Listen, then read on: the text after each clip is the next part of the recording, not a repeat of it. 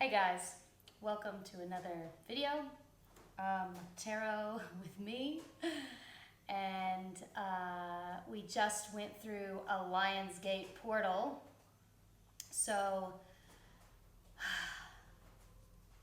just keep on trucking, just keep on trucking. So, we start with the Lionsgate portal. Of course I found out about it like everybody else, freaking Facebook and Instagram, and I'm like, what is this going on here? So I looked and, and it was just like, okay, am I gonna do ceremony? I don't know. But I ended up spontaneously having a date with one of my favorite people, Cole. We went to the beach, which is where you see the tan mark, and why I'm not wearing just a regular t-shirt. Expose as much skin as possible because it's very sensitive. Anyway,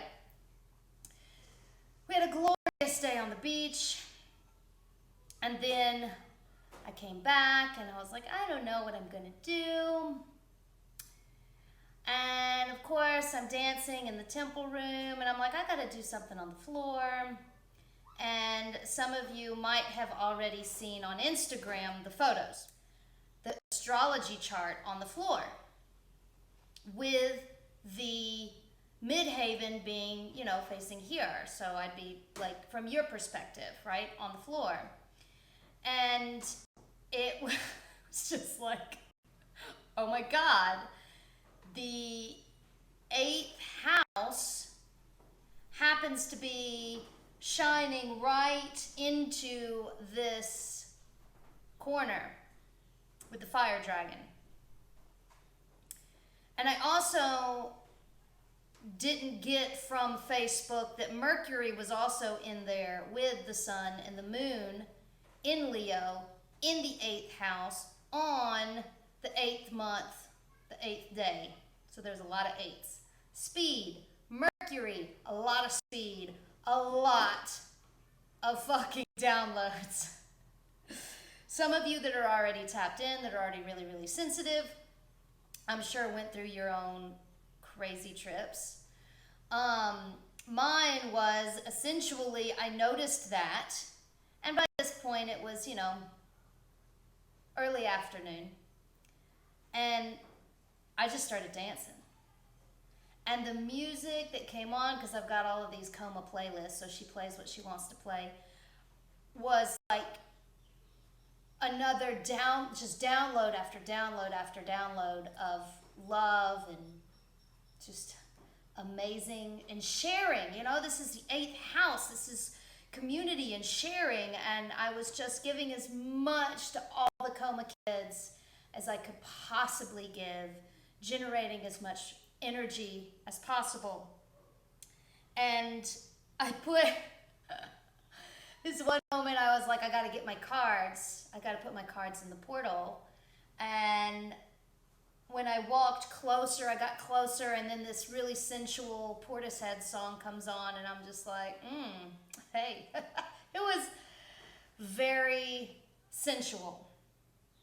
So the next day, because that was Sunday, so the next day I already had a video I needed to post of previous days and being alone. And I was being, I was esoterically drunk and having this whole communication and lesson between the hermit, the high priestess, and the empress. And so I'm at Cafe Paris posting my video, and I'm seeing some of these beautiful girls come in. Like, Nasara is just exploding. And I've talked to you about this before. With everybody moving in, more of the jungle is being cleared. I mean, every time I go into town, I went to San Juanillo to visit Cole, and I hadn't gone that way in a while, and it's like another freaking field that used to be jungle is now fucking cleared, right?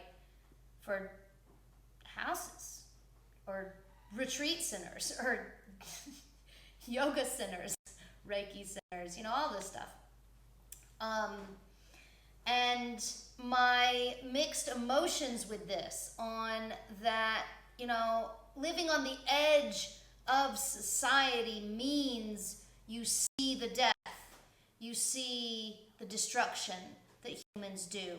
When you're in the inner city, yeah, it may suck because you don't have nature around you, but you don't see nature dying around you, right? So as I've been trying not to be, because if I'm pissed off and angry all the time, which started out that way and I wanted to be, because when I first moved here, I'm witnessing this I moved here right before it started, when everything was still way in the middle of the jungle, and to get anything other than bare necessities, I had to go to a bigger town an hour and a half away through the jungle that sometimes you couldn't even reach. So now all of a sudden, Nasara, the roads are being paved, the river's being ripped apart and turned into a cement aqueduct. I don't know. And, Cafe Paris is full of very, very wealthy people, because wealthy people are moving in. And then I stopped at the waterfall on the way back, and I got this message of just acceptance. And I know that there's this wave coming towards me, and I need to accept that I am about to cross over onto the other side. And as I feel this wave, which is gonna be a big change for me, in that, I'm a minimalist. I don't like using that many resources. I like to live very, very simply. I always have. But at the same time, I want Coma, this business, to be prosperous. And so I've been having communications with that. And this morning, my freaking breakfast is like talking to me sensually this morning.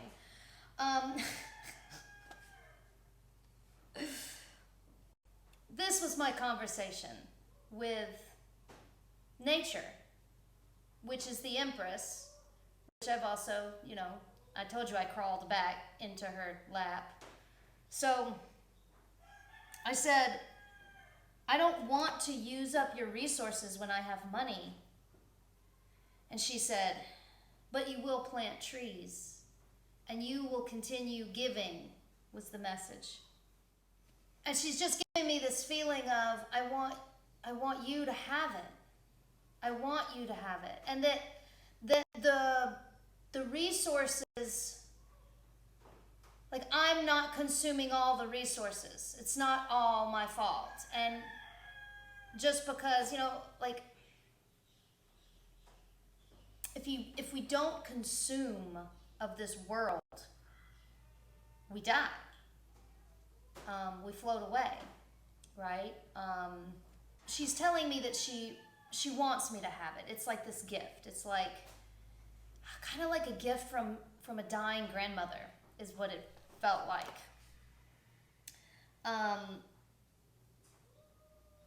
And so at that point I bowed, and I was like, I received the blessing, I received the offering. We just went through the Lion's Gate. This is like this morning. This is happening this morning, and I just went through the Lion's Gate, and I'm like, I'm ready to receive. I'm ready to feel like I deserve richness and goodness and, some of the finer things, And literally, I'm sitting there with my breakfast, and it's a plantain, but the message was, even if I was the last banana on this planet, I would want you to eat it. And I was letting the taste consume me. I was, rolling it around in my mouth. And I have had a friend, and she told me, she was watching me eat, and she said, "You make love to your food." And I mean, now I'm thinking, well, I apparently make love to everything. It just made me, I was like, I felt it. I felt that gift. So I'm like, okay, well, who wants to speak? Here's the card spread. I gotta do a video. So, and I was thinking, does the Empress want to talk again? Because like that's who I was sort of talking with during breakfast. Does the Hermit want to talk again? Does Leo want to talk? Because the Lion's Gate. We just went through the Lion's Gate. Maybe Leo has something to say. So I kept in mind the element of fire and Leo and the Empress. And I'm shuffling. And when I flip over the center, it's Queen of Wands. I was like, hey. Wands being the fire. Wands being the sexual energy. Queen being the queen, the feminine, the sacred, divine. And here she is. Again, flirting with me. Again. And I saw Leo as a woman instead of a male lion. Typically we see the male lion, like with the mane that looks like the sun, but a female lion, she's beautiful too. She's the supreme seductress, the big female cat that seduces the lion. And that's when she told me that without consuming, I would starve. I would not exist. And with that came,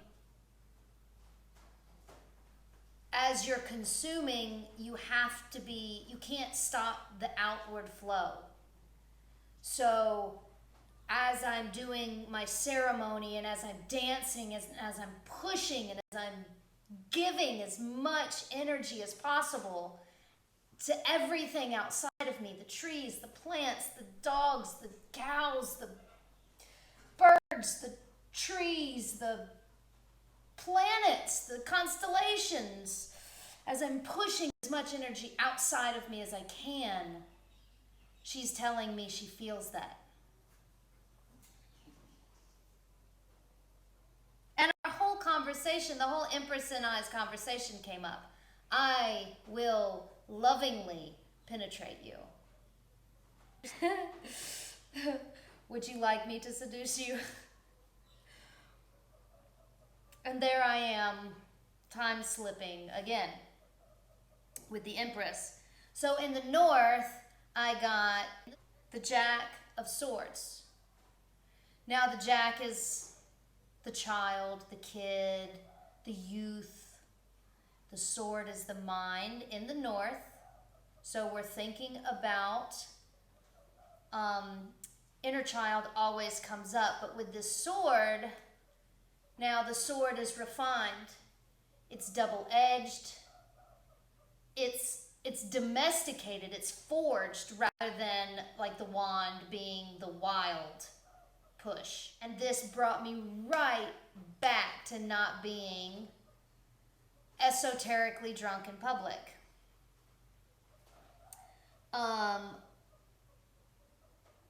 And always questioning my mind, because this is also the freedom of the mind, because it's the kid.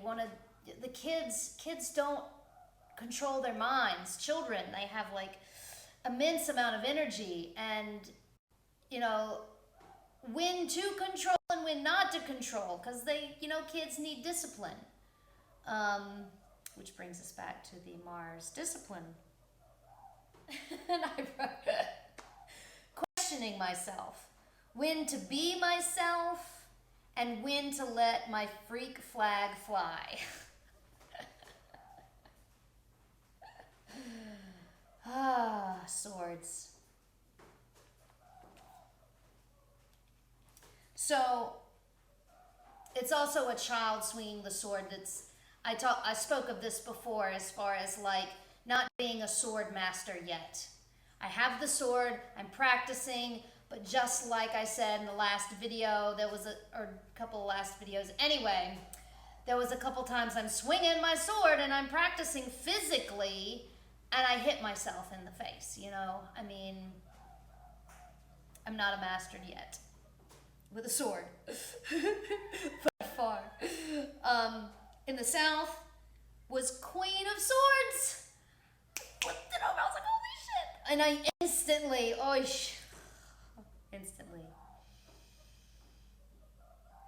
Queen of Swords, that's the Emperor, I mean, that's the High Priestess.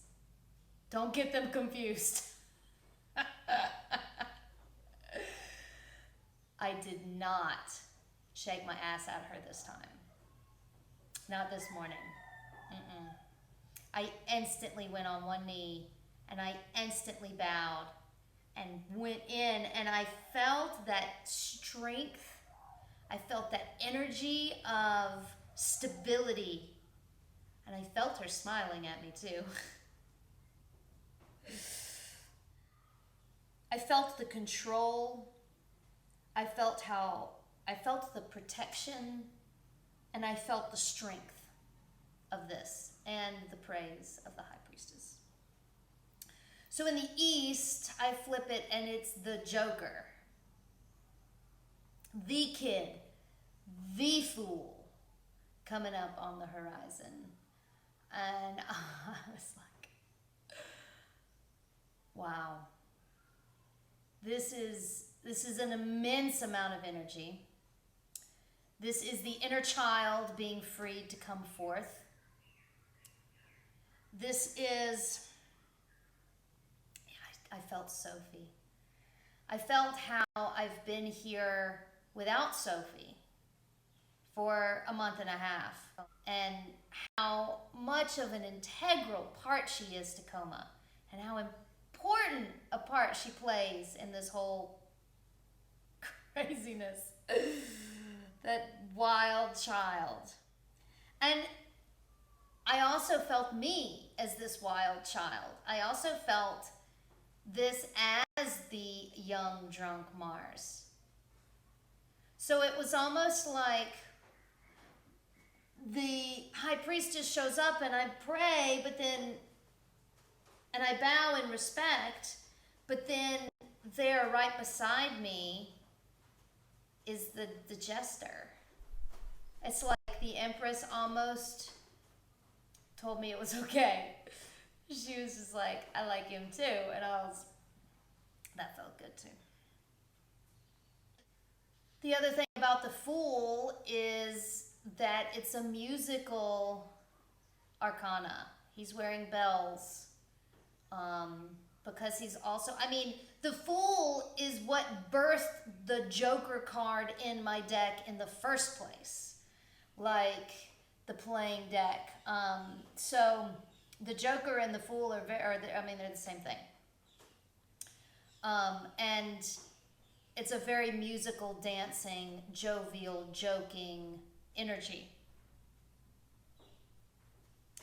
And I also felt that when invited, royalty likes the Joker, likes the jester. In the days of kings and queens, I was a jester. They treat me like a god, or they treat me like a leper. You see me move back and forth between both, trying to find a balance. That song is all about it.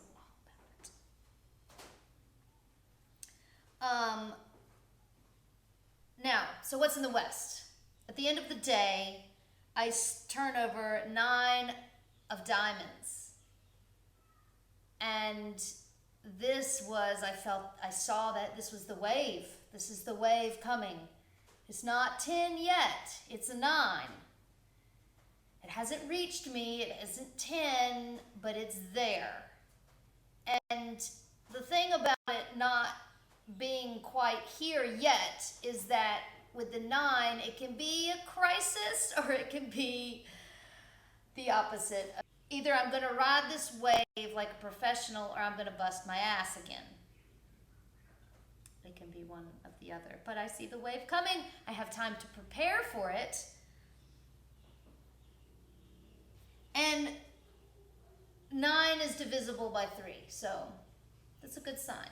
As long as I keep my eyes on the 3s and the balance. The balance. Now 9 is also the hermit. It's that internal nature before 10, right? Looking in, which is also showing me these pinnacles, this resource, this wave that's coming, you know. It's a connection also with the sun through the number 19, and which is all about either the hermit or the sun, whether you're alone or whether you're in public. And I really felt that heavy. And there was a lot of conversations with Cole about this as well. And it all came about this contemplation about exploring my unique, authentic self in public, but then finding my boundaries as well. So basically, my personal thoughts on the matter is there are certain things you keep secret. That secrets have been showing up a lot lately too. And secrets are good.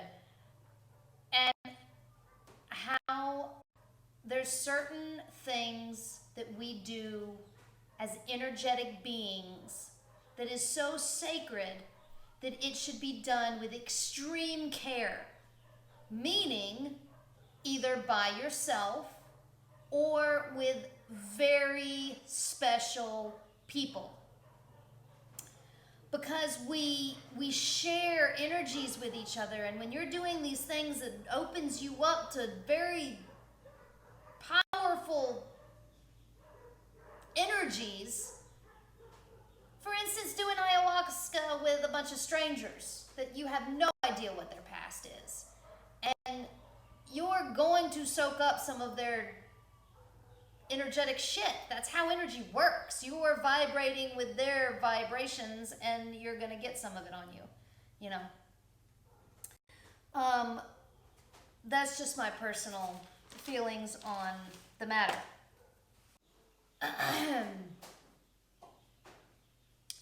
So it was a wild, crazy ride. And again, with this fucking card spread with the Empress and the High Priestess and the Hermit. Like, they just, I'm learning, and I'm being taught how to handle this wave when it comes, is what's happening. And I'm listening. And I'm really excited that you're listening too, through the lens, you know.